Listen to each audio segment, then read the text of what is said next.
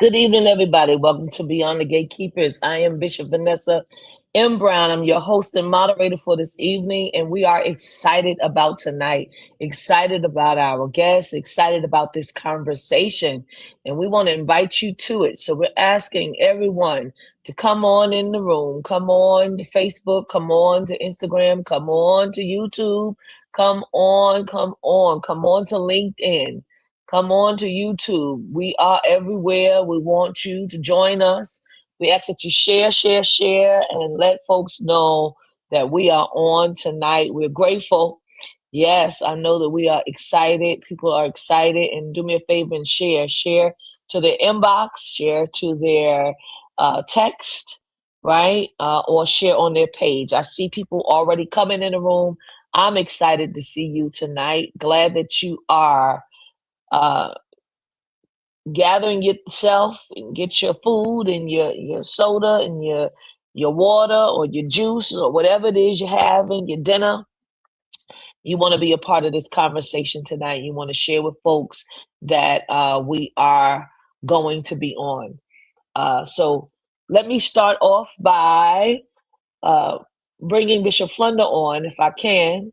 I know that she's ready, and we got a surprise for you because it's not just Bishop Flunder, but Mother Miller is also joining us tonight as a part of the conversation. So you know you better go on and tell the people to come on and get in here.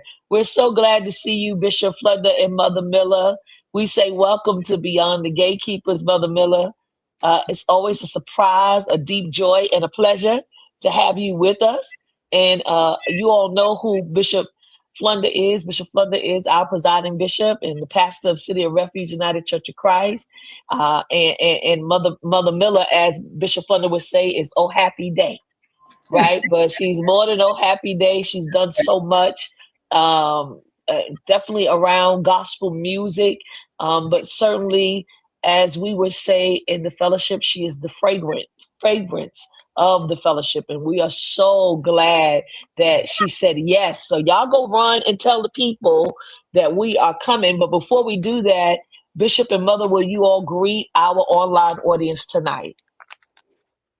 Well, of course, you know it is both our joy and privilege to be in the company of our kindred and our friends and our colleagues, particularly in this time.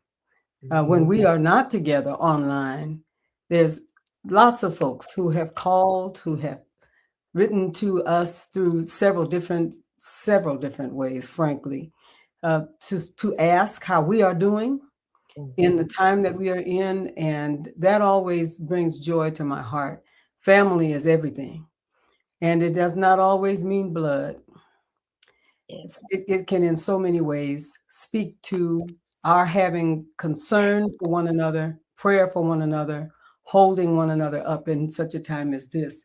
And I am tickled and happy to have with us tonight our mother, as we always call Mother Shirley, but she's a genius. If you didn't know it, you'd have to be with her to really know how she is. She's my conversation friend. I can start a sentence and she can pick up the rest, and then I can pick it up again, and then we can sing 2 songs, and all is right with the world. Yes. So I feel real blessed to have Mother with us tonight, and would love for her to say a little something to the children. I would just like to say greetings to all of you and all of those that are going to join us. I just want to say hello, and that I'm glad to be here and to be a part and to be able to hear what is going on among us as we attempt to do the thing that we need to do, that God has called us to. And I'm just excited about Dr. Pamela Lightsey, because and I'm looking forward to being a part of this conversation. Yes. Amen. Thank you. Thank you so much, Bishop and Mother. Let's greet, before we bring Dr. Lightsey, let's shout out the people that have joined us. We got quite a few. So we have Pastor Ronnie Jordan, who's with us. Greetings from lay Pastor Ronnie Jordan, Rancho Cucamonga, California. Albert Reed from Colleen, Texas. Chuck Jones, Palm Springs. Greetings. Nuruddin Islam, good evening to you, New York City. Dr. Dwayne Davis, Minneapolis. Pastor Kendall Brown, Maryland. Pastor Karen Coleman, Boston. Pastor Siegfried Benton, Temple Hills, Maryland. Dr. Lewis, California. Welcome. Chuck Hunt, Monroe, Louisiana. Welcome. Halloween Thunderword Cohen, welcome to you. God bless you. Pastor Erica, Pennsylvania, thank you for being on. Pastor Leslie Jones, Cincinnati, thank you for being on. Pastor-elect Lucian Washington, thank you for being on. Columbus, Ohio, New York City. Pastor Erica Geralds, thank you for being on. Atlanta, Georgia. Darlene Connell is on YouTube. I see folks on YouTube. Welcome. Queens, New York. Reverend Dr. Tracy Denise Swire is on, California. Reverend Reginald Nichols is on, California. Stockton. Sister Natasha Robinson is on YouTube. Chicago is here. Antoine Johnson, thank you for being on. Lewis Eaton, Boston. Pastor Karen Blass, Katona, New York. People are coming. I want you to tell more folks. get on and be with us on tonight. I promise it's a powerful conversation. Let's get to our guest. She's not a guest, she's family. Rhonda Height is here, St. Louis. Thank you so much. She's family. We know her, for teaching, preaching, author. She's a scholar, social justice activist, theologian, and author. Reverend Dr. Pamela R. Lightsey is here with us tonight. Reverend Dr. Pamela R. Lightsey, good evening and welcome to Beyond the Gatekeepers. Will you please greet our online audience? Hello, my friends, my people, everybody. It's good to be with you all tonight. Yay. Very glad that you're here. And I know that this is going to be a powerful conversation. I'm excited about what we're going to talk about tonight. Excited about people are already, chatting it up and trying to, make sure they tell everybody so they can get on and be here with us on tonight. And so I am grateful for that. And so somebody said, what are you going to talk about tonight with Dr. Lightsey? We are talking about holding the line between justice and destruction, a womanist response to war and political division. In other words, we're going to talk about all of the craziness that's going on in the world, and we're going to get it from a womanist perspective. That's what we're doing tonight. Yes, So we're yes. grateful. We're grateful for that. And so, Dr. Lightsey, I'm going to start off with this particular question from you. And we're going to try to, and then we'll go from there. We'll just let it be organic. This first question. So there's a saying that history does not just repeat itself. It reveals what we refuse to confront. And when we look at cycles of empire and war and voter suppression and the policing of marginalized bodies, what are the historical patterns you see re-emerging in this moment? And from a womanist theological lens, what must we disrupt now so we are not condemned to keep reliving these same injustices? Ooh, we walking heavy to begin with, aren't we? Yes. So, and you all should know there are no questions that have been sent to me in advance. So we freestyling tonight. We Yep. just having a beautiful conversation tonight. So let me say this, from a womanist perspective, you will have always got to be thinking about how things are intertwined, how things intersect. So if we're thinking about war, and that's been on my mind a lot lately, what's the war in Iran, the genocide in Israel, what's been going on all around the world, Venezuela, all these, the harm that's being done to Cuba right now, all of that's been on my mind. None of this is in isolation. None of it is in. War is should never be seen as something that just pops up, that just happens in isolation. War almost always happens because of imperialism, because of greed, because of economic exploitation. And that is what has happened with what we see right now. So I saw on the news the other day, Trump said he was surprised by Iran's response in the Gulf. And I said to myself, now how are you going to be surprised? How could you be surprised so if you were surprised, that lets me know that there are people in your administration are incompetent. Absolutely. And you don't follow history. And the reason I thought that is because, look, to the bishops and to Mother, you all know we've been having wars since I was a little girl. And Yes. what's going on in Iran, you could trace that all the way back to the 50s. You can trace that all the way back to the revolution, the coup, and the coup that happened in 79. But you can certainly trace it back to the 50s when and America and America's greed, the United States and also Britain, they were just milking this country. First of all, they had a man that they put in in a coup d'etat to take over the country. And this Shah that they put in, you know, he was brutalizing all these people, just doing harm to the people in Iran.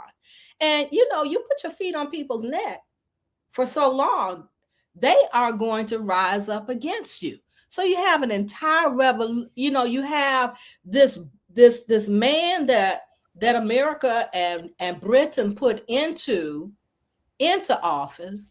And why would they do that? For Right. the same reason, the same reason we deal with right now: oil, the big oil, the big oil. They worked out an entire agreement with this Shah that they put in. What was his name? Pahlavi.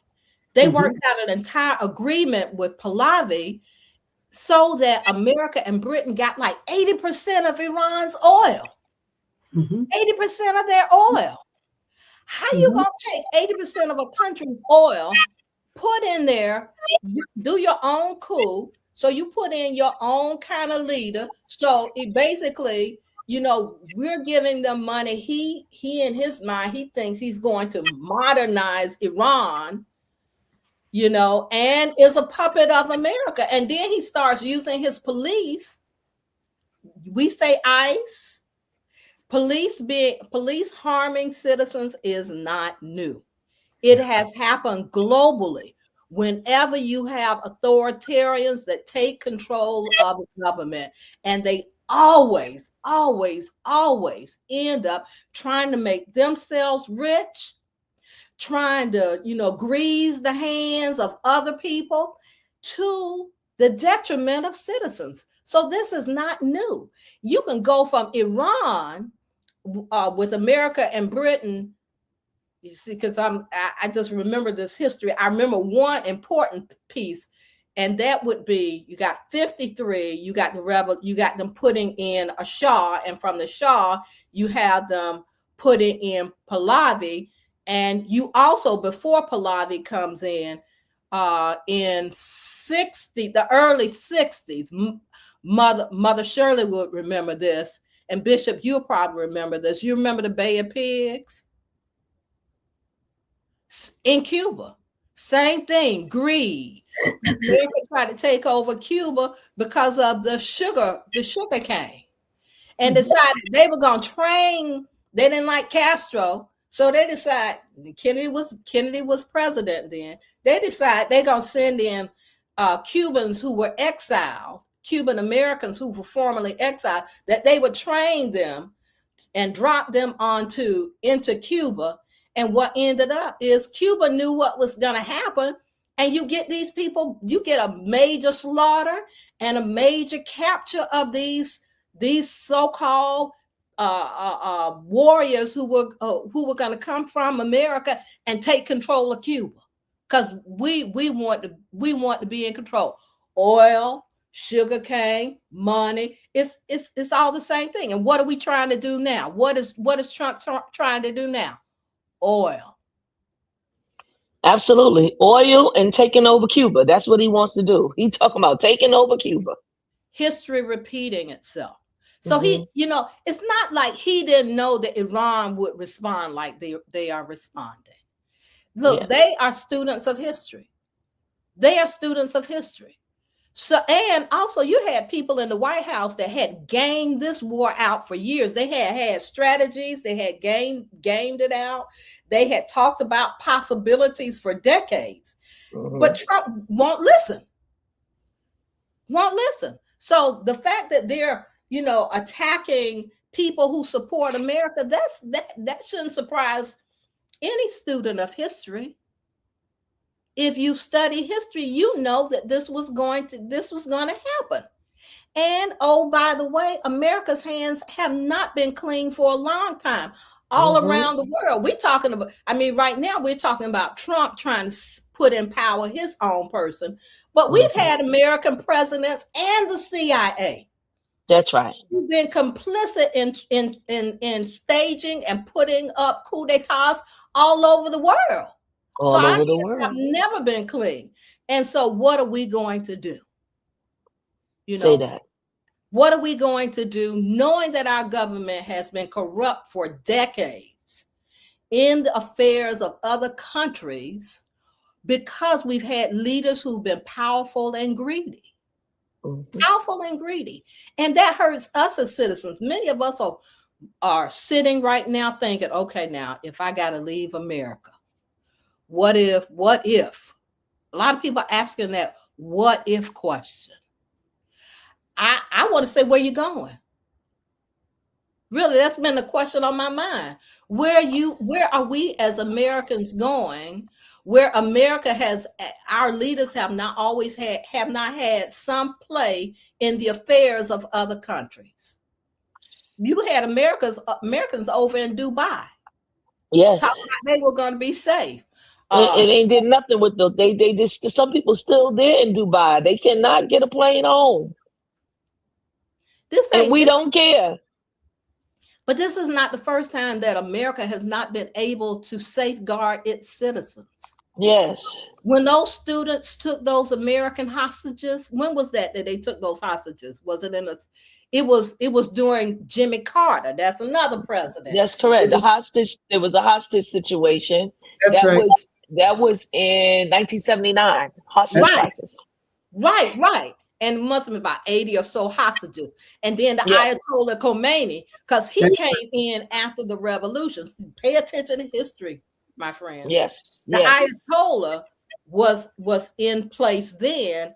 But for the Ayatollah saying, look, let go of the women, let go of the African Americans, because they are oppressed in America, they would have kept all the hostages. The students took over the U.S. Embassy. That's right. And that hostage situation lasted for over a year. Yep. Yes. That was over a year that thing lasted. Yes.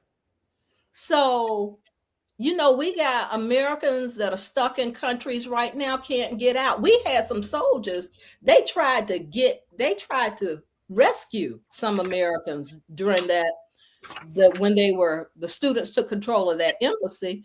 And military folk lost their lives trying to gain the release, trying to by military technique, gain the release of these Americans. They couldn't do it. The Ayatollah let some Americans go, particularly African Americans, and Black folk all over America were like, yeah, because we are oppressed over here.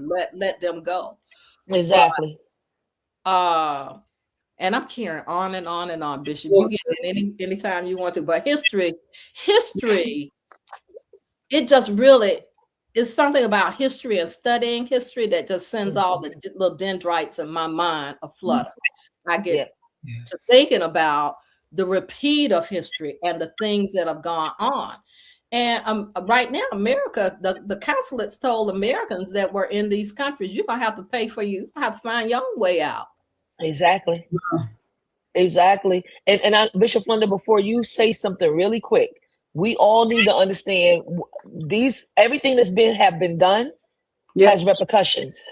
And it has repercussions in the United States. We think, they're just bombing and killing people over there. Well, Iran said that the United States bases and assets, along with their soldiers, will not be safe anywhere. Not even at home, okay? Also, what has been called asteroids are falling out, or fallen stars, whatever you want to call them, being spotted in Ohio, Alabama skies. The MacDill Air Force Base was on lockdown earlier today. It's a lockdown alert. They asked the people to shelter in place. At MacDill? Because at MacDill, there's a reported threat. Home of U.S. Central Command. And MacDill is a target. So what we have done is there's sleeper cells here. Domino effect. Yes. We've created a world war. And when I say we, I know who the person is and the people. But there are so many more people who are behind him and surrounding him. He is a honest to goodness idiot.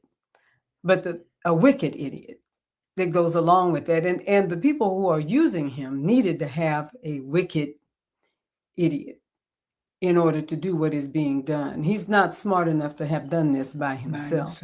No. It is a plan. And there's a couple of things that come up for me. First of all, the planet itself, I'm talking about Earth, is not what it once was. Okay? We are able to go places where we at one time in other world wars could not go. We could be seen, we could be heard, but now it's a relatively small place comparatively, because we have so many people, so many human beings. There's when you fly all around the world, particularly circumvent the whole planet in an airplane, you realize it just really is not what it was back when on Azusa Street, Bishop Vanessa and Dr. Pamela, when we were seeking for the Holy Ghost. It was it's not the same place that it was. It is small comparatively. And when I say small, I'm talking about population, but I'm also talking about where people stand in terms of their belief systems, what it is that they hope to get out of this, what is going to be the benefit to my country, when all of us are all pushed together into one great issue. If everybody gets hurt when the kind of things occur that we are experiencing right now, because we are much crowder, we are much more capable of getting into other people's locations and situations. We have some of the same kinds of weaponry that the other folks have, and the same intention in some way to win. What does it mean to win? When it's not you that is being killed, it's the 200 plus soldiers from this country. And one of the things that touched my heart so much today was when they were bringing the coffins in, flying the coffins in, and the families were released at the gates to go where the coffins were. And there was one family where the mother and probably 4 or 5 of her children fell over the top of the coffin of their father and husband.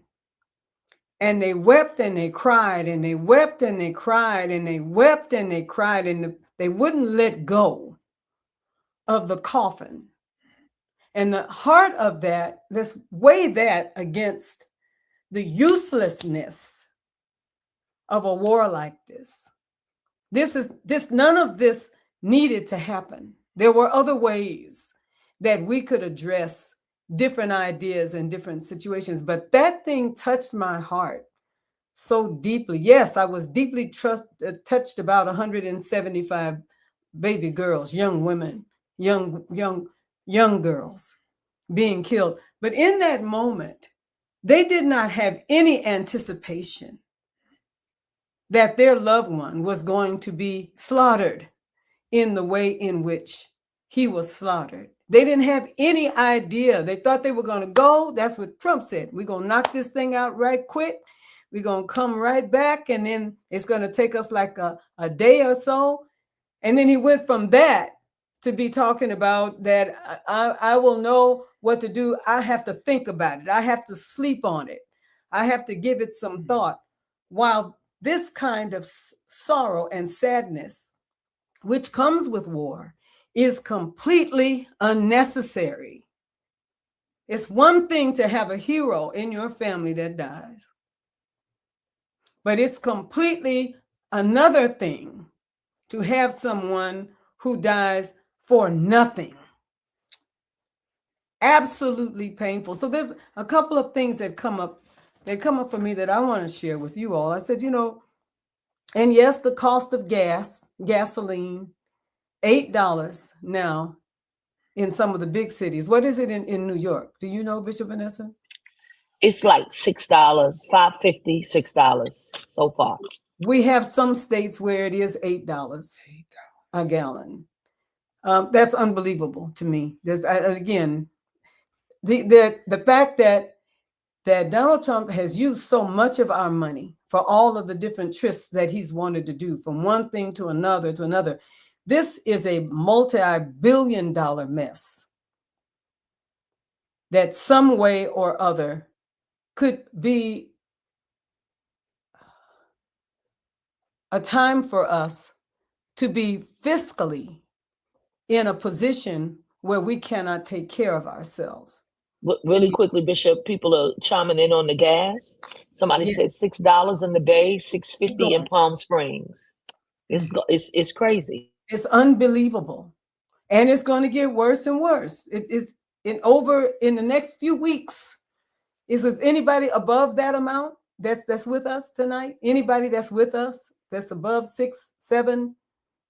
I know where some yes. Lay Pastor Ronnie Jordan says $8 in Los Angeles, California. Los Angeles. And Pastor Ann is trying to comment, and she said for some reason she can't, but she want to say there is no winning. All the minerals and oil in the world can't justify the plague of death and destruction to the people and the planet. And the last time that they asked him, where did he feel, or how did he feel about what is going on, he said, I'm going to have to sleep on that question. Yes. I have to sleep. He said, I have to sleep on that question. That's probably one of the most complicated responses that I've heard from him till yet. I'm going to sleep on that question. And so I am with you. I am with everything historically and currently that's been brought up by our sister Pamela Lightsey. But I am also very much aware that something real, tangible has got to happen. And this is my hope. My hope is that the right-thinking leaders of several countries throughout the world will also come together with those that are right-thinking people in the United States. There are many. I have to say, Congress is going to have to get some balls. They are going to have to stop acting like they cannot put this man down. He bleeds like I bleed. Yep. They can put whatever he has on them, because I know how he did this. He got something on everybody. They all, some reason or other. Well, they do, because Congress voted not to release certain things that had to do with Congress people. There's something that went out, and they all voted on both sides of the aisles not to release certain things, because some of them are in there, some of their family members is in there, some of their kids is in there, period. They got to find some balls. They have to find some strength, because if they don't find some strength, all of their families are going to be put in a situation anyway. Yes. Yeah. That's the power of using what power that we have. And I do not understand how they think that they can get through this when everything he promised he wouldn't do, he has done. If he did that, he will do it again and again. And you know what? And then he'll fall over and die from all them 60, 70 different spots he's got on his body. He will, and will be left with trying to make this thing. To clean it up. But it's going to be years before we could. Talk to me, sisters. Come on. Dr. Lightsey, I want to pivot to you. But before I do, you said something about Cuba. And I think this information, because you talked about history, is important for them to know. Cuba is viewed as a front yard security issue for the United States. It remains one of the last communist states in the Western Hemisphere. That's important for us to know. Its location gives it strategic control over key maritime pathways, including major shipping lanes and checkpoints that connect the Gulf of Mexico, the Caribbean, and the Atlantic Ocean. That's important. It's why he wants. It also sits along critical oil routes, like you said, Dr. Lightsey, coming from Venezuela. See what we done kidnapped the president, and Mexico. We're trying to take over Mexico, as well as trade flows heading into major U.S. ports like Houston, Miami, New Orleans. Is making it a high value position for both economic and military awareness. And we need to understand that. He wants us to run. He wants this country to run the whole world. Yes. Yes. Dr. Lightsey. You know, I've been to, I don't know how many of our listeners have been to Cuba. I've been there twice. And I find it to be fascinating. Yes. They are a resilient people. Yes, they are, sister. America has tried to choke them off for decades. But they are resilient, and they have found ways to live and not care about us. Yes. But they care about their safety. Yes, they do. And their security. And so I have a serious appreciation for Cuba. Yeah. Let me say this, because I think it's important for Christians to think about war. Yes. To consider war in ways that the early saints and theologians of the church, they wrestle mightily with whether or not a Christian ought to be involved in war. You talked, Bishop Flunder, you talked about a soldier coming back. Part of my job working for the military was to handle what was called blue boxes. Blue box processes, and this is when a soldier was killed and they had to ship the body back. And it's a white gloves treatment all the way. Yes. But back to Augustine, they were wondering, why is it, how can a Christian, somebody who says they love the Lord, how can they go to war? And Augustine and others wrestled with that for a long time about whether or not a Christian should even put on armament. Yes. And they determined that there were situations where a Christian should be compelled to go to war. And they put together what we now call just war theory. And the reason I'm bringing this up is because I don't want anybody who's listening to this to believe that our participation, that our actions against Iran are just. That's right. Trump has said that this is just, but it's not. There are at least 6 tenets of just war, and most of them he has violated. The first one is you have to have a just cause. You have to have a righteous cause to go to war. He didn't have no righteous cause. He can't even tell you why he's over there. And then Lightsey, you said they have to have a what? Just cause. A righteous cause. The director of the National Counterterrorism Center, Joseph Kent, resigned, noting the ongoing war in Iran as reasons for his departure. And he said, I am resigning. I cannot in good conscience support the ongoing war in Iran. Iran posed no imminent threat to our nation. And it is clear we started this war due to pressure from Israel and its powerful American lobby. Oil is not righteous. No, it's nothing righteous in that. You have to think about, you have to, it's not righteous. You have to have a just cause. You have to have legitimate authority. So the president or the king, someone who is in authority, only they can declare war. This one declared war. He's an authority. Some people would argue as to whether or not he's legitimate. You have to have the third one, it's right intention. Your intention for this war has to be right. And we don't have right intentions for this war. Ain't nothing right about our intentions. Waging war with all these different countries around the world. There's nothing that is a right intention for that. Here's one. It has to be the last resort. You have to say, I tried everything and there's no other way. You can't say, I'm going to war. We're going to hit them before they hit us. No. President Obama had already put in place an agreement with Iran. Yes. And when Trump came in office, he tore the thing up. That's right. Because of course he couldn't let that stand. So we're not in this war as a last resort. And then it has to have probability of success.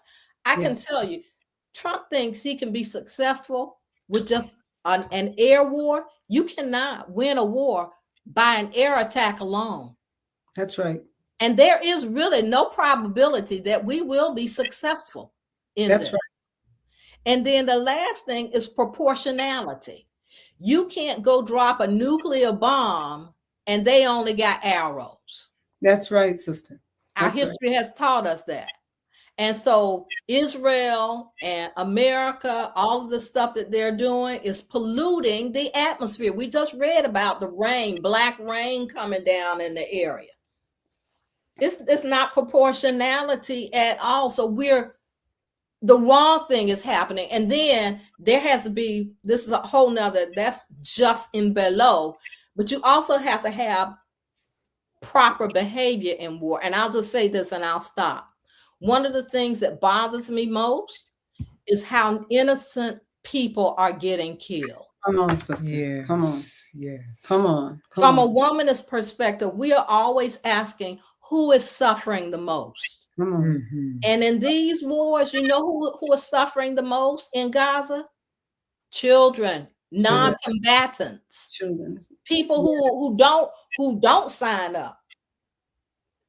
It's not military against military. They are without any kind of discrimination, dropping bombs wherever they may be. And when you kill an entire school of children, you can't tell me that those people are not going to remember that for decades. We may think we're going to end this war in 2 or 3 weeks, but then people will remember this. America will never be able to sleep after all of these things have happened. We will never be able to sleep soundly. No. Never. You do not kill people's children. No. And think that's just. One word, Bishop Vanessa. One word. Because I've been listening to church folks for several weeks now, before this happened and now. And a lot of my colleagues, my church folks colleagues, said, well, we're going to trust in the Lord. We're going to wait on the Lord. We're going to believe that God is able to do exceeding abundantly above all we can ask. And we're going to wait on the Lord and trust in the Lord and believe in the Lord. And I am someone who believes in the power of prayer. And I know I'm talking to people who believe in the power of prayer. But sometimes we use what we call the power of prayer as an easy way out in a difficult situation. We think that that's all we need to do is take your burden to the Lord and leave it there. But I would want very much today to say to my colleagues and other people who believe in the divine, by whatever name that you believe in the divine, I want to say to you, it's going to take faith, but it's also going to take work. There are some things that have to be done. One of the things that I know that I stay connected with are the No Kings marches that are coming up, because I've been involved and engaged and marched with the No Kings March. It's going to be a massively large group of people. It's already begun, happening all over our country. And I want to say to those of you that are trusting in the Lord, you also need to put yourself in something, in some way. And somebody said, well, I don't want to be harmed. You're being harmed already. That's that. We said, well, I don't want to be harmed. And I guess I had to ask myself, I had to have this conversation with my spouse. What is it that we would live for, but what is it that we would also die for? Hopefully, if I have to die, I don't want to die for junk.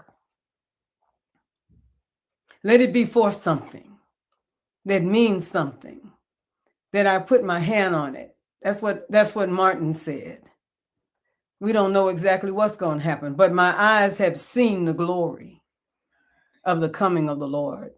I understand that. And I think that those of us that are listening, I think it is time for us to move beyond fear and trepidation and to move beyond concepts and ideas about what is happening. The question is, what is it that we can do? You have your political people in your area.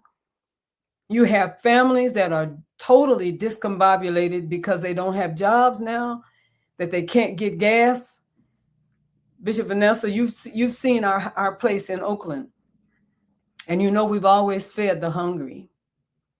But now the line, the circle that comes around the church for people to get a box of groceries, they have nice cars, they're dressed well, but the cost of gas and the cost of living is so high that they have to work a full-time job and still come to our building to find some food. Yes. We've got to do something about this, and we've got to seek God. And I really want to talk to my Pentecostal brothers and sisters. Y'all forgive me, because you know, we do really wait on the Lord. You know how we did. We've been waiting on the Lord and praying and doing well in our spaces. It's coming for you too. Oh, yeah.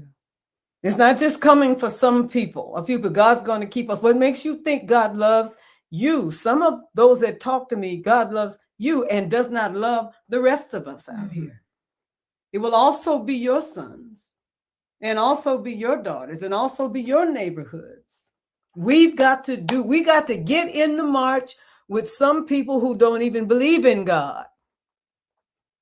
Got to get in the march with people that we don't even want to rub up against because we don't like the way that we got to find a way to get together to do the justice work that's going to be necessary. I believe that we can win and that God will help us, but not with us sitting down and waiting. Our foreparents suffered many things for us to have what we have. I want my children to do well. I want my grandchildren to do well. I want them to thrive and get past this. And I'm so sure that many of us do, but you've heard something here tonight and you're going to hear more. Get in it. Put yourself in it some way or other so that we can become a force during this time. Forgive me, Bishop Vanessa, if I talk too long, but my spirit. It's okay. It's fine. You got to say what you got to say. I want Dr. Lightsey to also weigh in. But before she does, I need to say this. Ramadan ends this week. Yes. I want us to be clear. Okay? And Iran will respond strong. Yes, they will. They have planned for asymmetrical war. And we are losing economically. We are not winning. We are losing. We have to figure out how long are we going to keep going on this road? Are we going to allow this to keep happening? Russia is helping, in terms of the cyberspace, right? We done got in bed with all kind of people, all kind of despots, and so I think that it's incumbent upon us to help us. Yes. Right. And people need to do the thing that they need to do. Somebody said, well, what do we do? How do we move forward from here? Bottom line is stay off of free accessible Wi-Fi. Eventually we're going to have to come off of this social media crap. Yeah. Right. God, keep a little cash in hand if you got some. That's right. Bishop Flunder, you were saying all of this stuff, right. Be watchful on public transportation. It's not safe to fly. I'm not trying to scare nobody, but right now, we're not paying these TSA workers. That's right. Did y'all hear me? I said we are at the brink of an energy disaster. Yep. U.S. and Israel have already initiated a global financial crisis. Yes. Okay. So the bottom line is that they're not paying the TSA workers. I don't know what we expect them to do. They're not in the wrong because they're not getting paid. So that means that they're not coming into work. That's right. And I wouldn't be coming into work either. And they don't have to. They got kids, y'all. That's right. They got families to feed.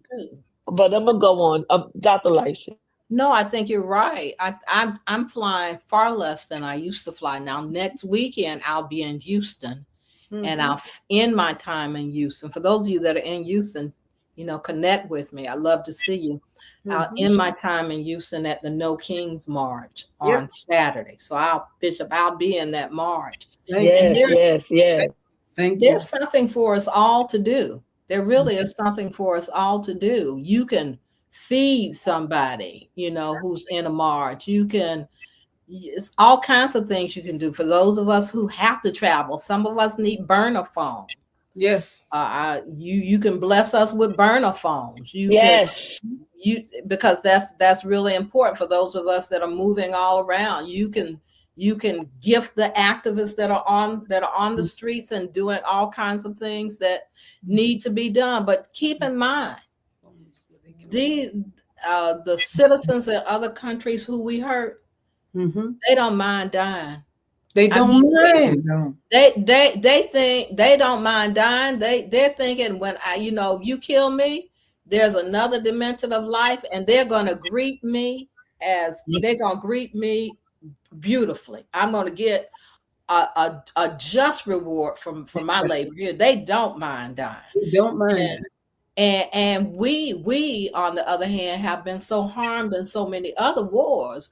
Vietnam there's a psychological thing with America when it comes to war because of what took place in Vietnam. We really we hesitate about war. Jimmy Carter lost his bid for re-election because of what happened with those hostages. That's right. So we have a bad taste in our mouth when it comes to war. Even MAGA people are beginning to rise up and say, hey, no, you said America first. It can't be America first when you got all these wars going on all over the world. So you just can't have that. We have to be a voice also. We have to challenge this top-down kind of political and military authority and authoritarianism. We have to be willing to sacrifice something. This is honey, this is not going to be easy. And this is more than just my gas is costing me too much. That's right now. Exactly right. That's the least that we should be inconvenienced about when children are being killed, when families are being torn apart, when our siblings who migrated to this country for safety are being stuck in ICE facilities. Gas? We complained about gas? Come on, sister. My God.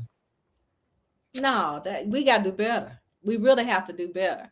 And if in fact we're angry about those things, then we really do. I mean, some of our response has to be to stop spending our money in ways we spend it.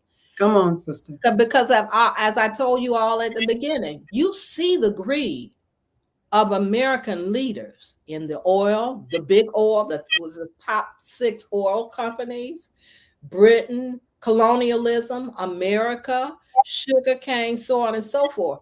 They're all about enriching themselves. Trump has become a billionaire since he's been in office. And we doubted that he was a billionaire when he came in. This is the second time. And he only ran for office a second time so that he could stay out of jail because he knew he was going to get sent to jail. So he ran to avoid being sent to jail. Now, if we are not moved by the idea that a criminal is in office enough to vote, every time you get the opportunity to vote, I don't know what's going to move us to vote if this second time around does not move us to vote. And yes, you're going to have to vote for the reduction in evil, for harm reduction. I know that many people don't want to talk about that's the truth. Absolutely. You got to vote to reduce harm, baby. Mm-hmm. You have to do that. And you have to be willing, just like we're staying out of Target. Yes, we are still boycotting Target. Yep. You have to be willing to join when the call goes out for a national boycott. America needs a national boycott now more than ever, where we close our pocketbooks, our wallets, and not spend a single penny. A national strike. We need a national strike. And please bear one other thing in mind, and that is that they are making an effort to change our dollar to Bitcoin. And that whole concept of doing that means that when you think you got money, now imagine money is connected to what we allow money to be. And if a group of people have this whole Bitcoin concept is to take us in a position or put us in a position that only certain people can really get to real big money. And that real big money, by another name, is not the money that's in the places where we're talking about $1 or $5 or $15 and it's in the bank, at the bank. This country has done this before, because my grandfather was living during the time when you could have a whole bag of money and take it to the bank and find out that it wasn't worth anything. Mm-hmm. It has happened before. Let me say it again. It has happened before. So if the money is being changed for value in another way, such that only a few people, wealthy people, will have access to it, that will explain to a large degree why he's throwing money away the way that he is throwing it away. Yes. What Dr. Lightsey is saying is exactly what just anything that he wants, no matter how much it costs, no matter whether or not we should have it or not, or whether he should build it or not, or he should go to war for it or not, which Bishop Vanessa may be one of the principal reasons why he wants to go to war. 100%. That's where we are. We really, if we do nothing else, as activists on the streets, we have this chant, I believe that we can win. Yes. I truly do. I want all of you all to understand, I believe that we can win. This is just not about, oh, woe is us, or, all these things happen. But history has shown us that the people united can never be defeated. That's right. Fred Hampton was killed in his bed, in his house, in the city of Chicago. Yes. Because he had the audacity to always remind the people, power to the people. Power to the people. Power to the people. Come on, sister. And the people united. This is how we are going to overcome. But we cannot do this if any one of you believe that you don't have power. That's exactly all of you have power. Every last one of you has power. Every last one of you have power. Yes. Did you hear what she said? Every last one. And it's something that Natasha Robinson wrote. And we cannot tie our liberation to only one person, one leader. It will take all of us looking to any one person to be a savior. Is contributing to our own demise. Yes. Right. Okay. Now, also, Dr. Lightsey. Yes, Bishop Flunder, Mother Miller. People are asking, what do we need to do to prepare ourselves? Mm-hmm. I think that's a great question. This is not fear mongering. We're going to tell the truth as we know it. As we know it, some of the things that you should be doing. One of the things I have been telling my congregation for the last 5-10 years, get a passport. I know that sounds like a common thing, but you know what? Everybody can't afford a passport. Mm-hmm. So if you feel like you want to do something for people, help people get their passport. That's something you can do. You can contribute to people getting a passport. That's right. Yes. But this is the other thing, though, Bishop, that this idea of helping somebody else, we really have to go back to the point as a community where we recognize that our health and well-being is tied to someone else's health and well-being. Right. True. When somebody Mother Miller, you remember the day when somebody needed a cup of sugar? They go over to their neighbor's house and get a cup of sugar. That's right. That's right. What can we do? How are we going to survive? We have to start making stronger connections in the community. How many of you live in communities and do not know your neighbor? Come on. We have to start to get to knowing the people who live around us and cultivating relationships to help us to survive. That's absolutely. Right. That's right. And this is holy work. Absolutely. We need to have these conversations like we have that we're going to have a conference or a meeting for the church. If you understand what I'm saying, like we're going to have a revival. We need to have this kind of revival where we bring the congregation in. Come on now, you all. Come on. And if whatever we don't know, we ask those guests to come to us and to spend some time with us and help us so that we can do something other than speak in tongues and roll on the floor and carry on and get through and not be clear about this is also holy work. It's holy work. I was going to say really quickly about that passport thing, just to add on this. It's not just about helping people get out the country. Dr. Edie said it as well, and I think we said it earlier. You can help people vote. Since they saying you need a passport, then this is a way. You can help people to get out and vote if you help them get a passport. That's right. Bishop was talking about a time when your money wasn't even good. But let me just say this also. You know, you all see a lot of people like me and preachers, and I think Natasha just spoke to it. We have a lot of leaders in our communities that we don't know about. Everybody can't do everything. Everybody doesn't have expertise in everything. You know, my neighbor had to teach me that when I initially moved to Chicago. Oh yeah, I could preach. But I'm the one who put anti-fluid where windshield wiper fluid where the that could be a problem. Antifreeze was supposed to go. I don't have the expertise in fixing cars, but we're gonna need mechanics. We're gonna need people to help us with air, heat, HVAC. We're going to need people who have expertise in internet and all of these things. And we can all come together and help each other. Bartering should not be a thing of the past. We got to understand the value in our hands. That's right. The value in our skill sets. Some people can sew, some people can knit, some people can fix cars, some people can grow food. That's right. Everybody, we all have something to contribute, and we got to start tapping into those skills. That's right. That's what our foreparents did. Yep. And we are who we are because they did. Now we have some children now of the flesh and spirit. Yes. And we are called by God to lead in many, many ways. And prayer is good. Yes. I want you to know there's something Mother Shirley and I wake up and go to bed thinking about the importance of prayer. Yes. But when you get through praying, yes, get up and work. And you come on, Mama said, get up and work. And work. Get up and work. That's a Shirley Miller saying. That's so true. You know, we scholars, we in the academy.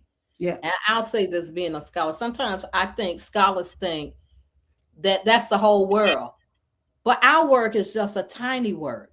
There are people don't even know who we are, but we think we so much. I mean, I'm not trying to discount who we are because I appreciate what the Lord has given me. But in the scheme of things, there's a big old world where people don't know my name, don't know your name, Bishop, don't know Bishop Flunder, don't know your name, Bishop Brown, but they will know you by your fruit. Yes, how you love them, how you care for them, how you look out for them during times of trouble. And that's what I'm trying to right now, what I'm trying to just kind of nourish my sense of loving people and helping people and supporting people and not thinking too much of myself, you know. Yes. Because I really want to be understood as somebody who loves the people. Yes, ma'am. And in times of crisis, I want people to know if I got it, you got it. That's right. I can't put my arms around the whole world. Yeah. But I really do try to use my gifts to help the people. I can't help everybody. And I refuse to be asked to do stuff that people can bless me to do. You know, don't abuse your leaders. Don't abuse people who have gifts and skills. But let's come together to help one another, and let's bless one another along the way. I think, amen. I think there's a gospel, that's a womanist way, because we believe, you know, one of the things in the womanist is that we believe in the people. A womanist, one of the womanist ways is very communal. You can't lean on being an individual in true womanism. In true womanism, it's about the community. It's communal. Oh, that's good. It's time, beloved. It's time. It's time. And this has been a really rich conversation. I think that people, you know, again, no fear mongering here. We're just telling you facts, things that we feel like you need to do, things that we feel like you need to know.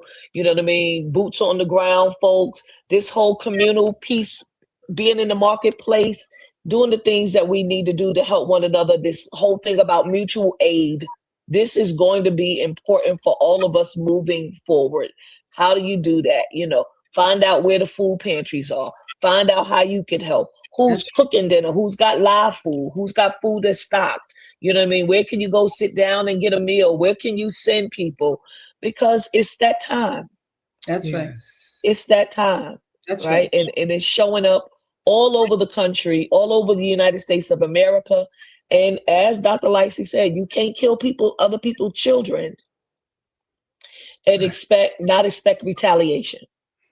You good? That's it, Bishop. That's it. I'm with you. You can't kill other people's children. No, you can't, you know what I mean, destroy their property, you know, their way of being, their food, everything. You can't do it and not expect. And so, you know, because I'm a billionaire, oh, well, you know what, it's not going to affect me. Yeah, it's going to affect you. Did y'all hear the person give us a response? There's a video of Iran responding to us.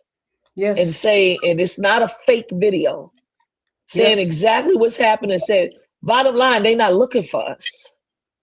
Now, some of us might get hurt in the interim, but they're not looking for us. And they said that. They know who they're looking for. Yeah. They know who they're going to target. They know what they want. And they don't mind dying. No, and they don't mind dying. We need to be mindful.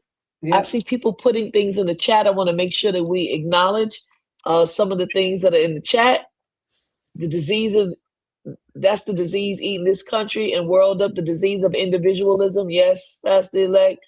Lucian, correct. Mutual aid, community care, rest strategy, the time for insight from each other. This is not the time for competition. It's time for everyone to get in position and in their roles. Yes, Dr. Waterson, thank you. I see you. Love for Dr. Lightsey. Yes, about Cuba and Cubans being resilient. Somebody invoked Dr. Renita Weems' sermon, Where Are the Smiths? Anybody remember that sermon? Where are the Smiths? The paint off the wall. It's still living. It's still living today. Alternative communities of flourishing has been the way of spiritual community. Yes, yes, yes, yes. Healers, horticulturalists, childcare, herbalists, cooks, you name it. Right, we need it right about now. Mutual aid is the way. That's Natasha Robinson. Yeah, we're gonna need each other. Everybody is saying some of the same things. Dr. Dwayne Davis said, Dr. Lightsey, yes, identify the people in your congregations who work or have expertise in business, labor, faith, education, civil service, military, and police. Engage your church people and where they are. They may have what we need. That's it. Who can you know do what, Bishop? Yes. You know what I just thought about? Our businesses, the business owners can do more than one thing. The reason why Black people so adore funeral homes, Black funeral homes, is not only because, you know, they know how to dress our bodies in a way that other funeral homes cannot. It's also because back in the day, funeral homes, they use their cars to take people to hospitals. The funeral homes did more than one thing. They were emergency. Those cars were used for emergencies within the community.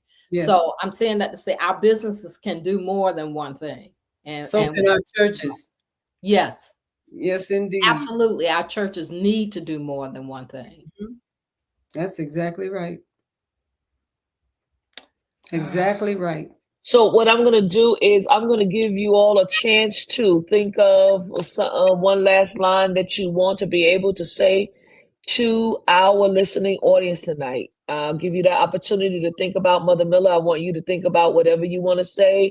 Bishop Flunder, I want you to think about it. Dr. Lightsey certainly wants you to think about it.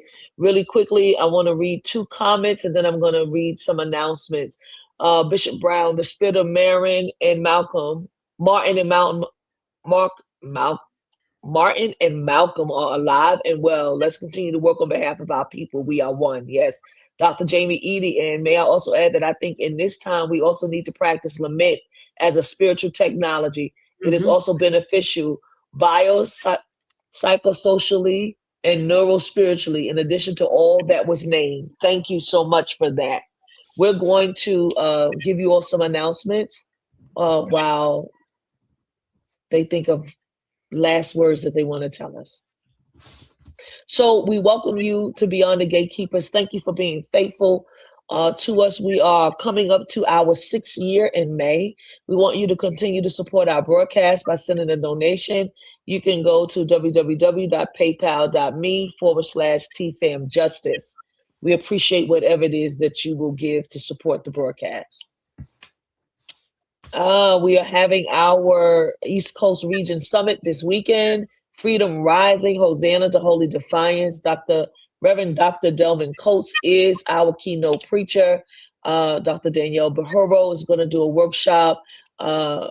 Pastor Eunice Coleman is going to do a workshop. Reverend Naomi Washington Leapart is going to do a workshop, and that's going to be, they're all going to be wonderful. But this is going to be definitely about authoritarianism and freedom and the things that we need to do. MIT Nala Toussaint is going to be giving a workshop as well. Reverend Dr. Bryant Woodford is going to be doing one, as well as Reverend Dr. Jamie Washington, who will be moderating a panel. So if you are interested in coming, registration is still open. It'll be open until the day of. Adults are $100, over 65 is $75, seminarians are 60, and St. John's, it's going to be at St. John's Grace United Church of Christ in Catonsville. And then on Sunday, we'll be having service at Govans Presbyterian in Baltimore. So 2 separate places, Catonsville and in Baltimore. Reverend Dr. Jamie Washington is the preacher. Join us. We look forward to seeing you.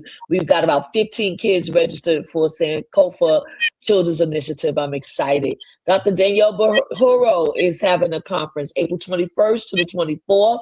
Sankofa CPE inaugural Clergy and Chaplains Mental Wellness Conference. It's going to be at the Chicago Marriott in Oak Brook, Illinois. If you want to go, please make sure that you go to www.blackchaplainsrock.com. It is a conference that you also want to be at. Save the date. Save the date. Join us for a powerful and uplifting experience. Bishop Flunder is going to be preaching on Sunday, April 26th at 10:30 p.m. at Abundant Peace United Church of Christ in Las Vegas, Nevada. The host pastor is Senior Pastor Wilford Moore. Why is she going to there? Because they just purchased a building. They just purchased their own building. Such a wonderful thing. And so Bishop is going to preach and do the building dedication. If you want to join them in Las Vegas, it is Sunday, April 26th at 10:30 a.m. We say congratulations to Pastor Wilfred Moore and the Abundant Peace UCC Church. And the fellowship is having our leadership conference July 22nd to the 25th. We will be at the Sonesta Hotel in Charlotte, North Carolina. Our theme is practicing Ubuntu, resist, repair, regenerate, TFAM Leadership Conference. You can get more information by going to www.tfamconference.org. Early bird pricing is $150. Students are $75. I'm telling you that registration is growing. We are excited. Please, please, please support our conferences and all the things that you've heard. We're grateful for our presiding bishop, still giving us vision and moving us forward in the things that we need to do. We are grateful. Thank you so much for our announcements. And so I'm going to start with Mother Miller. Yes. Well, I would just like to encourage our audience and all of you to realize that God has not preserved life in you for no reason. He has preserved you for this particular time. Mm-hmm. And because he has, allow the Spirit of God to direct you and to move on you in any way that you feel the Spirit of God moving, because God works through us. Yes. And not just around us. Yes. But through us. So trust the Spirit of God to lead you and to guide you and to speak to people on the street. even when you don't know them. Speak to them. Let them know who you are. Yes. And that way that God can use what it is that he has given you to give to others. Powerful, brother. Thank you so much. Man. Bishop Flunder, and then I'm going to ask Dr. Lightsey. Amen. And I would also say, I think it's really time for us to move beyond going up at someone else's loss. And when I say that, I mean that there's still a lot of competition between us in all of the different ways that we show up. Some of that is left over by the way that people treated us at certain times in certain situations. And I think that this atmosphere is calling for us to forgive. And I say that also because when we don't forgive in our communities, what ends up happening to us is we cannot really serve one another. And I think that everybody that feels that bad was done to them, you probably did something bad to somebody else too. At some of that, let me make an I statement. I'm guilty in some places, and I want to be received, and I want to be forgiven. And I think it's important that if you want to be forgiven, if you want to be loved, if you want to be held, if you want to be covered, it's important to forgive and love and cover those that God has called you to do. That's where the lesson is. That's what we can do to create community. It's community making time. We are going to need one another, and collectively, the Holy Spirit will bind us together in love. Thank you so much, Dr. Pamela R. Lightsey. Every time I get with you, every time I spend time with you, every time I talk to you, every time on the telephone, in between some of those superlative words that you use. She's a great superlative person, and very knows exactly where to place the superlatives. But I have to say to you that you're the real deal, sis. Thanks. You are the real deal. I am so blessed. We are so blessed to be sisters. God bless you. God bless you. Thank you so much, Bishop Vanessa. Well, Bishop, I will, I started talking about a lot about history because I'm a student of history. And I think that history is not 100% the same, but it does present itself to us in ways very similar in our current time. And if I were to connect dots between where we started this conversation, what Mother Shirley and Bishop Flunder have just said, I would probably end with a question. And that question is for all of us to consider, where can I be an agent of restoration and not domination? Yes. Where can I be an agent of restoration? Yes. And not domination? How can I do that? How can I help restore peace in situations that conflict exists? Yes. Where can I be an agent of joy where sadness exists? Yes. How can I use my skills to restore equality? Yes. Where the scales are so often tilted on the behalf of of those people who are constantly grabbing, power grabs all over the world. Yes. So that question, where can I be an agent of restoration and not domination? I'm going to be thinking about through this week. Yes. Yeah. Yes. I receive that. Yeah. I receive it. I love it. I'm grateful. And I pray that you all would share these conversations. I love the questions that we are left with to think about, to ponder about. I'm hoping that you would share the conversation with other people, whether through text or whether through social media, however you choose to do it. This conversation was amazing tonight. And I know that we all should be trying to ask that question about being an agent of restoration and not domination. Domination. Yeah. That requires us to look at ourselves, Yes. not point the finger. That's It's right. not about somebody else and what you see in somebody else. It's about you. Yes. That's Dr. Lightsey is not asking us to point outward. She's asking us to point That's right. inward. Good word. So grateful tonight. And listen, if you have other questions or things that that you are burdened with, drop them in the chat. Most of you all know us, you know what I mean? Let us know. We want to be there for you. We have to do. A lot of us are moving about, but we want to be there for you. We love you. We say God bless you, and we say have a wonderful evening. Yes.